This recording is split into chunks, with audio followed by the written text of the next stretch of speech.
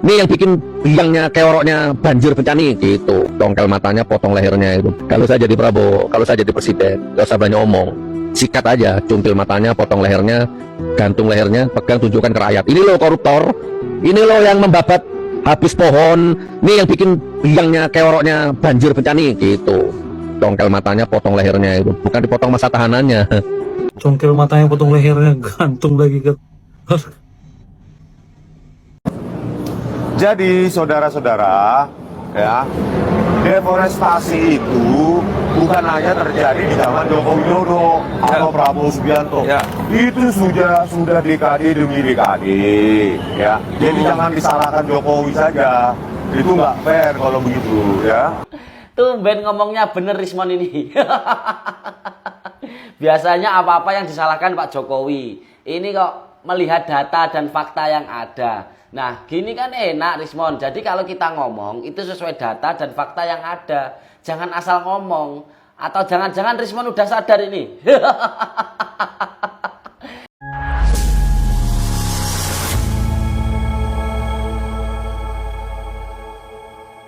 Assalamualaikum warahmatullahi wabarakatuh, saudara-saudaraku sebangsa dan setanah air.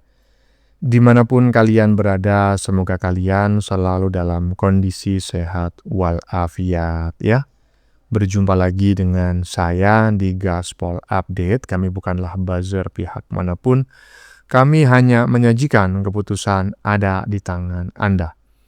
Teman-teman, ini ada video yang menurut saya cukup menarik ya, yakni tentang Sugi Nur yang menurut saya sedang memancing di air keruh. Ya, seperti inilah memang kebiasaan kaum sudrun ya. Pokoknya apapun yang terjadi, yang salah tetaplah Jokowi. Walaupun kali ini dia tidak terang-terangan menyebut nama Jokowi ya secara terbuka, tetapi dia sedang menantang Prabowo agar memamerkan biang kerok banjir Sumatera ya. Tentu kita tahu siapa yang dituduhkan seperti itu. Kalau perlu dicungkil matanya dan potong lehernya katanya. Astagfirullahaladzim, ini orang kok nggak taubat-taubat ya. Lah ini siapa yang kau maksud Nur ya? Saya disclaimer dulu teman-teman ya. Ini adalah sebuah pernyataan tidak benar, tidak baik yang tidak boleh diikutin oleh siapapun ya. Jadi pernyataan yang seperti ini kami sajikan bukan untuk kita ikuti, tapi untuk kita counter agar tidak diikuti oleh yang lain. Dan di saat yang bersangkutan ini semacam menuduh Jokowi, muncullah si ahli digital forensik abal-abal yang tiba-tiba saja justru membela Jokowi. Mon, kok tiba-tiba waras, Mon? Habis minum obat apa kau, Mon? Nah, bagaimanakah videonya dan bagaimanakah respon netizen? Mari kita tonton bersama, kemudian mari kita komentari bersama di bagian akhir video. Ini dia. Nih yang bikin biangnya keoroknya banjir bencana gitu. Tongkel matanya, potong lehernya itu. Kalau saya jadi Prabowo, kalau saya jadi presiden, gak usah banyak omong. Sikat aja, cuntil matanya, potong lehernya, gantung lehernya, pegang tunjukkan ke rakyat. Ini loh koruptor, ini loh yang membabat habis pohon. Nih yang bikin biangnya keoroknya banjir bencana gitu. Tongkel matanya, potong lehernya itu. Bukan dipotong masa tahanannya. Nih yang bikin biangnya keoroknya banjir bencana gitu. Tongkel matanya, potong lehernya itu. Kalau saya jadi Prabowo, kalau saya jadi presiden, gak usah banyak omong. Sikat aja, cuntil matanya, potong lehernya, gantung lehernya, pegang tunjukkan ke rakyat. Ini loh koruptor, ini loh yang membabat habis pohon. Nih yang bikin biangnya keoroknya banjir bencana gitu. Tongkel matanya, potong lehernya itu. Congkel matanya, potong lehernya, gantung lagi ke. Ya.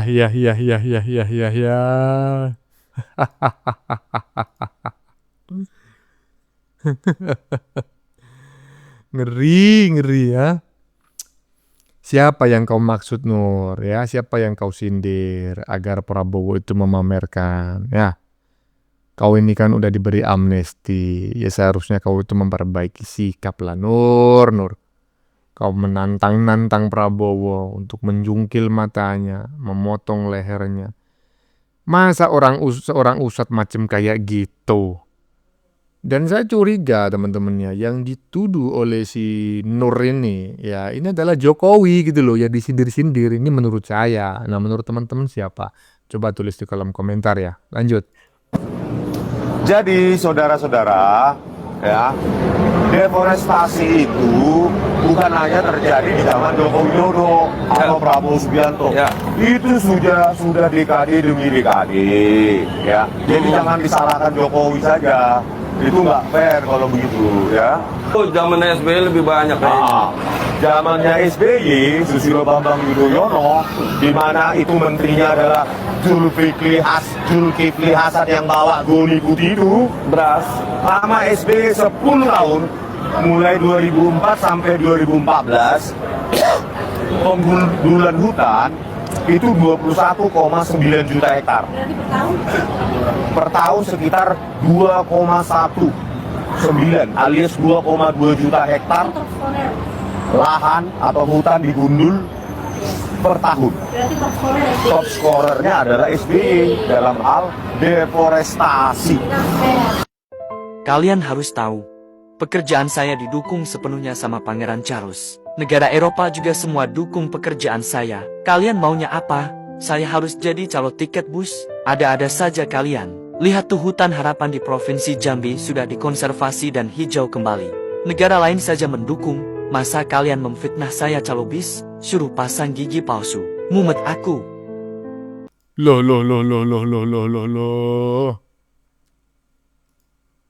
Hah? Kok tiba-tiba di bagian depan tadi ya si siapa namanya si ahli digital forensik abal-abal itu si Krismon ya, si krisis moneter. Lah kok kayaknya waras gitu loh. Itu habis minum obat apa kira-kira? Hah? Habis minum obat apa itu teman-teman kira-kira? Kok dengan terang-terangan menyatakan tidak terima, tidak setuju jika hanya Jokowi yang disalahkan. Oh iya. Keren habis minum obat takut di penjara nih kayaknya. Lanjut. Deforestasi itu bukan hanya terjadi di zaman Joko Widodo atau Prabowo Subianto. Itu sudah dekade demi dekade, ya. Jadi jangan disalahkan Jokowi saja. Itu nggak fair kalau begitu, ya. Tumben ngomongnya bener Rismon ini. Biasanya apa-apa yang disalahkan Pak Jokowi. Ini kok melihat data dan fakta yang ada. Nah, gini kan enak Rismon. Jadi kalau kita ngomong itu sesuai data dan fakta yang ada. Jangan asal ngomong. Atau jangan-jangan Rismon udah sadar ini. Kalau Rismon udah sadar, minta tolong Rismon. Itu Roy Suryo temennya juga disadarkan sekalian. Tapi menurut kalian gimana teman-teman? Rismon ini udah sadar atau emang takut dan mau damai sama Pak Jokowi? Nggak ada angin, nggak ada hujan, kok tiba-tiba bela Pak Jokowi? Tulis pendapat kalian di kolom komentar. Salam Sigigis. Nggak ada angin, nggak ada hujan, kok tiba-tiba mendukung Pak Jokowi. Katanya Mas Jigigis ya. Gimana coba tulis pendapat Anda di kolom komentar katanya Mas Jigigis ya. Apa sebabnya kok bisa-bisanya si krisis moneter itu tiba-tiba sembuh ya? Tentu habis ada obat yang dia minum.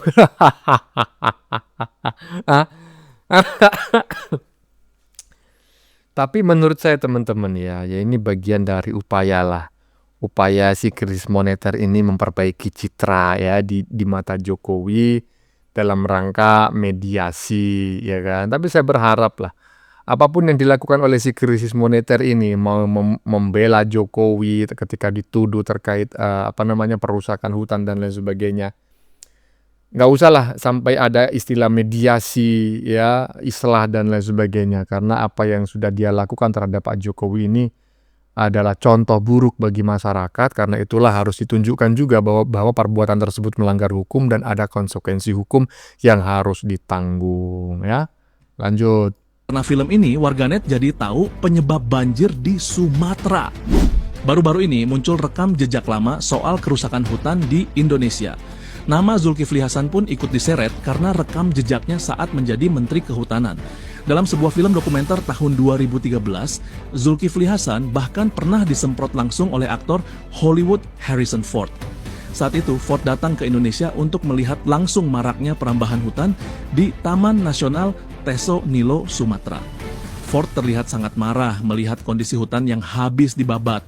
Yang membuat netizen makin geram, data menunjukkan bahwa selama menjabat Menteri Kehutanan, Zulkifli Hasan memberikan izin perkebunan hingga 1,64 juta hektar atau sekitar 25 kali luas Jakarta. Banyak yang bertanya-tanya, apakah bencana ini hasil dari kelakuannya di masa Rekor Zulkifli Hasan masih membayangi Indonesia. Lahan seluas itu hampir 25 kali DKI Jakarta. Sebagian besar jadi perkebunan sawit. Dampaknya besar. Habitat satwa hilang, air terganggu, konflik agraria meningkat. Jejak kebijakan ini masih terasa. Jadi pelajaran penting soal tata kelola hutan dan lingkungan kita.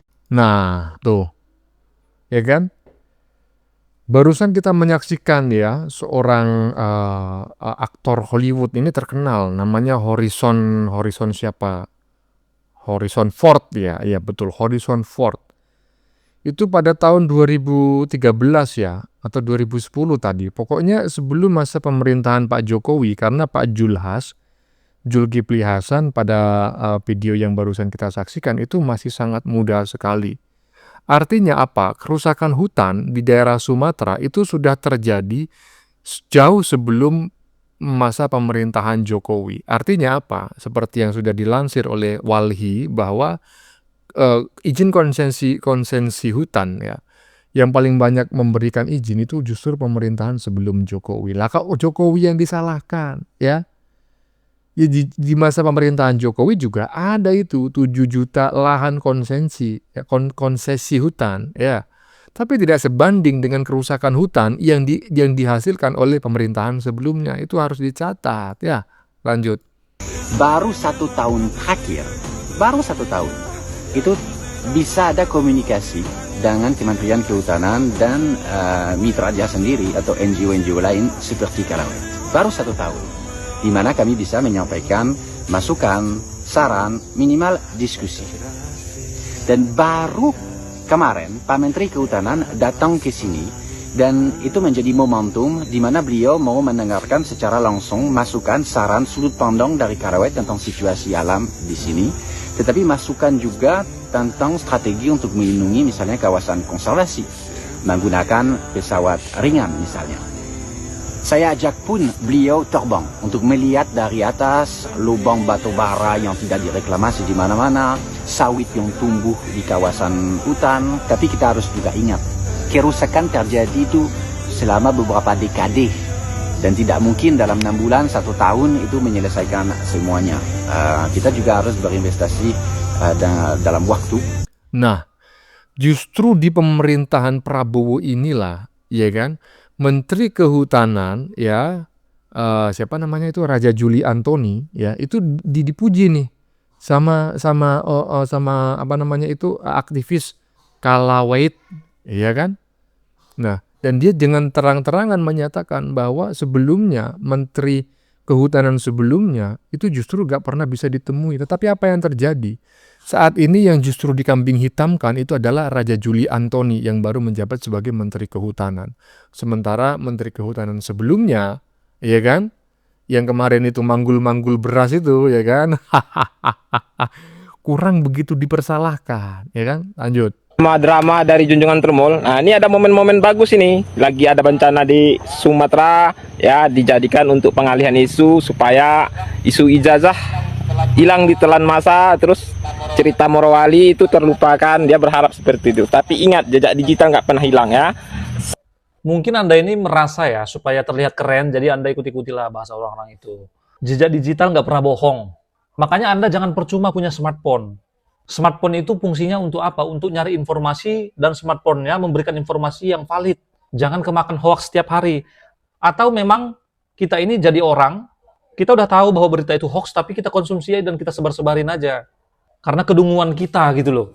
Asik ngomong ijazah palsu. Jadi kau nggak percaya sama junjunganmu Panci untuk menyelesaikan masalah ijazah palsu ini? Kenapa kau ragukan mereka? Mereka kan sedang berjuang untuk masalah ijazah palsu.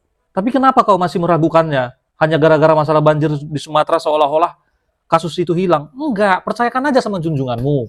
Yang kedua, masalah Morowali. Nanti search aja di Google, yang meresmikan kawasan industri Morowali itu siapa? Jokowi kah atau presiden yang sebelum Jokowi?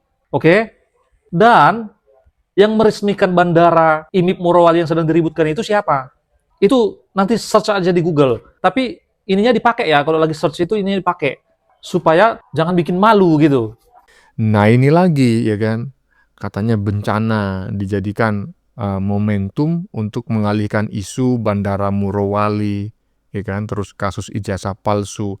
Padahal ya juga enggak ya, kasus ijazah palsu terus berjalan dan bandara Morowali ya redup dengan sendirinya karena memang itu murni hoax ya, nggak ada hubungannya dengan Jokowi. Bandara IMIP di Morowali itu nggak ada hubungannya dengan Jokowi. Justru kalau dihubung-hubungkan dengan presiden, maka lebih memiliki hubungan dengan presiden sebelum Jokowi. Paham kalian? Bagaimana menurut kalian? Keputusan ada di tangan Anda, silakan tulis di kolom komentar baik Anda yang setuju maupun yang tidak setuju dengan isi konten ini. Sebelumnya saya memohon maaf ya jika dalam penyajian konten ini ada kata-kata yang menyinggung, kurang tepat penggunaannya atau ada data yang dianggap keliru atau salah. Saya memohon maaf yang sebesar-besarnya. Kita jumpa lagi di lain video. Salam NKRI.